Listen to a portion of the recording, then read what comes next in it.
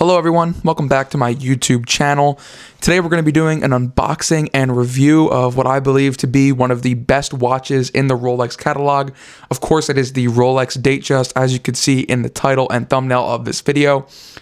Got this watch from one of the Rolex authorized dealers a couple months ago, but waited so I could do a full in-depth review and unboxing, and I can kind of tell you guys what it's like to have it for 3 months, how it's held up, and overall what, is good and what is not so good maybe, although I kind of have nothing bad to say about this watch.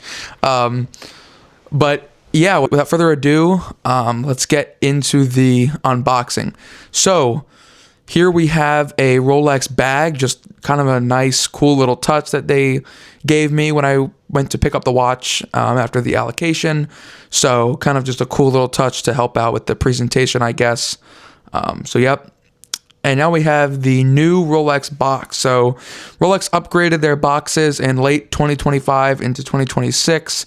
Personally, I think it looks a lot better.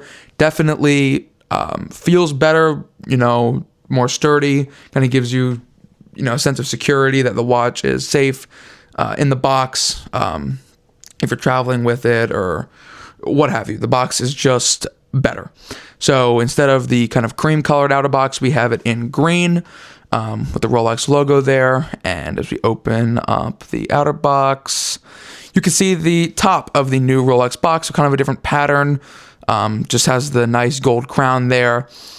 Really nice touch with the new pattern and look of the box. I personally really like it.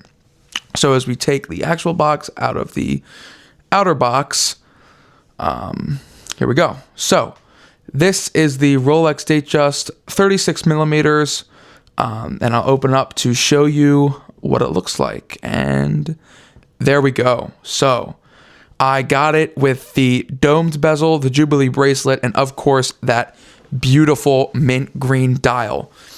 Man, I cannot tell you how good this watch looks in person. If you have one or you've seen it, then you probably know the mint green dial is just beautiful. There's a reason it is the most popular Rolex Datejust dial. It is good in every lighting. It just pops. It's different. It's unique. And it's beautiful. Rolex did just an incredible job with this mint green dial. And, you can tell why this commands such a hefty price in the aftermarket. So I got it with as you can see, I got it with the domed bezel and the Jubilee bracelet. Kind of an odd look. Usually people go with the fluted bezel, but personally, I'm not a fan of the fluted bezel. I do like the domed look better, and I am a big fan of the Jubilee bracelet, so kind of the best of both worlds for me, although it doesn't look like your average Rolex Datejust, that's for sure. And I think that's kind of what I like about it. And that's what I like about the Rolex Datejust collection in general. There's not one correct option. You can go so many different ways. You can go fluted bezel oyster. You can go domed bezel Jubilee like I did. You can go oyster domed. You can go two-tone. You can go diamond bezel. You can go diamond dial. You can go Wimbledon. You can do the Azuro blue, which is a little bit different. There's just so many different options and so much to choose from, which is why I think that this is going to be the best Rolex to go after into 2026. If you're not too particular about certain configurations or dial colors, then this is going to be a rather easy watch to acquire, which sounds crazy coming out of my mouth considering it's a Rolex, but that's just the state of the ADs right now. Rolex is increasing production for Rolex Datejust models. They're trying to get them out there. They want to sell them. That's just the way it is now, and that's great to see. I got this watch after about a month and a half of being on the wait list. Granted, I was probably a little bit lucky, and this is my first purchase ever at that AD.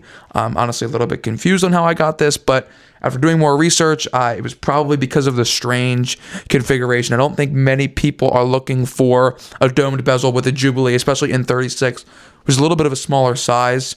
I have about a 7-inch wrist, so I think the 36 fits well. I really, really like it. I thought 41 was too big. Just wasn't quite a fan of it. But enough talking about that. Let's get into what the watch comes with. So here we have the booklet. So there's just basically everything you need to know about the watch. It is a 70-hour power reserve, incredible movement. I believe it is the caliber 3235, if I'm not mistaken. Just incredible movement. You know, people don't always talk about Rolex movements, but they are amazing. Gonna last you a lifetime, and it's just incredible. So basically it tells you how to set the watch, how to wind it, you know, everything that you would need to know about the timepiece is in this little booklet here. Comes in this little card holder, which has everything you need to know about your warranty and your international guarantee. Of course, being a Rolex, it's going to be 5 years, and you can get it serviced anywhere in the world that is a Rolex authorized dealer, which is really nice. Obviously, comes with all the hang tags, but I won't show that just because I don't deem it necessary. But here we have the watch. So like I said, the Rolex Datejust in 36 millimeters with the beautiful mint green dial. Absolutely stunning, stunning watch. I seriously have no complaints about it. I seriously have no complaints about this watch. It is just beautiful in every way. I truly believe this is the best dial color you can go for. Obviously, the configuration, you guys might want something a bit different, and I totally understand that. And like I said before, that is why the Datejust is so good. There's so many different configurations, and the clasp, of course, oyster clasp, gonna be really, really good, really, really sturdy. Just a great watch. I mean, I truly have nothing bad to say about it. This might be the one watch that I would dare to call flawless. I mean, other than how hard it is to get typically for a Datejust, I would say that would be the only complaint, but that really has nothing to do with the watch and more so the Rolex business practices, and kind of like the demand, of course. So, I mean, other than that, the bracelet is so comfortable. Jubilee, of course, 5 links, really breathable, really comfortable. The clasp under your wrist feels really good, feels very uniform with the bracelet. I think that's one thing that a lot of brands don't get, is getting the under part of that clasp there to feel uniform with the rest of the bracelet. Because I've tried on watches where that wasn't the case, and it gets annoying really quick. I mean, when like the edge of the underclasp is like piercing into your vein. Watch guys, you probably know what I'm talking about sometimes. I mean, that sucks. So great job on Rolex here. Just all the way through. Case, of course, the oyster case, very comfortable. And the watch is really easy to set. You just screw out the crown, start winding when you go forward, pull it out into the first setting. It's the quick set Datejust. So then you get the date there, and then you can pull it out one more time for the time. And to actually set the watch to the perfect date and time, you're going to want to set it to the day before the day is actually on. So if this is the 26th, then I would set it to the 25th, go around into the next day. So it's AM, and then just set it to whatever time you are. So yeah, just an absolutely beautiful watch. Seriously have no complaints about it after months. It does not pick up too many scratches so far, but it is polished and not brushed all the way through, basically, especially with the Jubilee. So we'll see how that goes, honestly. I mean, it's going to get scratches, of course, but I'm curious to see how that goes. Just great finishing. Of course, beautiful dial in all lights. I'm going to show some clips throughout, of course, the video you've already seen, and then at the end of the video of just different angles of the watch and different lights. I think it's really important for everyone to see that, especially for a review. So yeah, I would say all in all, I mean, just amazing. Feels great on the wrist, looks great on the wrist, every lighting, super comfortable. Of course, it's a Rolex, so you're going to have that brand prestige and the history going into every time you put it on. So just an absolute classy piece here from Rolex, and one that hopefully going into this year is going to be easier to acquire.